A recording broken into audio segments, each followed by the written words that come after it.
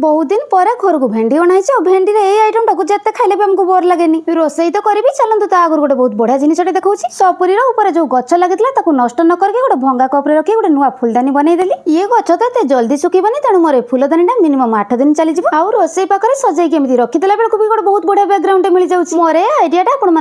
लगे निहाती जन डेरी न करके चलतु रोसई करेंगे से प्रथम भेंडी को भलसे धोईकी टे बड़ बड़ कर काटिदेली साधारणतः समस्ते जानते भेंडी को आगुरी धोईकी कटा जाए ना काटी सारिक धोइले टे लालुआ अधिक हो सहित गोटे आलू आ गोटे टमाटो को भी काटिक एकाथरे रखीदेली कड़ा को भलसे गरम करके अल्प किसी तेल देकी भेंडी आलू को पकईकी लुण हलदी देकी लो फ्लेम रे भाजीदेली भेंडी तो जल्दी सिझी कि आलू सिझा तो अधिक टाइम लगे से लो फ्लेम रे घोड़े घोड़े भाजपा पड़ो जमी आलू पूरा भलसे भितर सिझी पार आलू भलसे सिझिकी भेंडी आलू भजा रेडी होगा भितर मसला जो बतुरेकी रखी ग्राइंडिंग करदेली मसला सोरिष जीरा रसुण पियाज सब मिसेकी बाटिदेली जीरार भाग टिके अधिक रही तरकारीटार प्राय टाइम में भेंडी को ही खाली भाजे आलू को पानी सिझे दिए आज दुईटा जाक भाजी देती भाजिकी बनाओ कि सिझेकी बनाओ टेस्ट सेमती बेसी किसी फरक आसेनी तरकारी तो पूरा माछ तरकारी भली ही लागे केवल भाजिले तेल टिके अधिक लगे सिझेले तेल टिके कम लगे सबको आज भाजी देती मसला भी मुझे अल्प तेल देती आउ एपटे मो झील को देखुना तार गोटे अभ्यास अच्छे मुझे रोसई कला से निहाती मो पाखु 2-3 थर आसो पचारे कहीं आसु कह गेल हाँपाई आस गेल करदे तार पलैब आउ एमती आसबार कारण हूँ नर्माल जो खाइबाटा को रोसई कले अध घंटे लगे भिडियो बनले से घंटे 1.5 घंटा लगी आउ से टाइम पूरा कन्स्टांट मुझे छिड़ा होगी रोसई करता से एकुटिया बोर हो जाए से मो पाखु मझे मझे पलि आसे कथा भितर एपटे तरकारी कथा कही पारेनी किंतु रोसई आमर पाखापाखि सरी आसला जहाँ हो पचे तरकारी आंबुल पकाई जमा ही भूलबनी जेहेतु आलू भजा है पानी टे अधिक देवे कहीं फुटिला बेले आलू भी किसी पानी सक कर नब।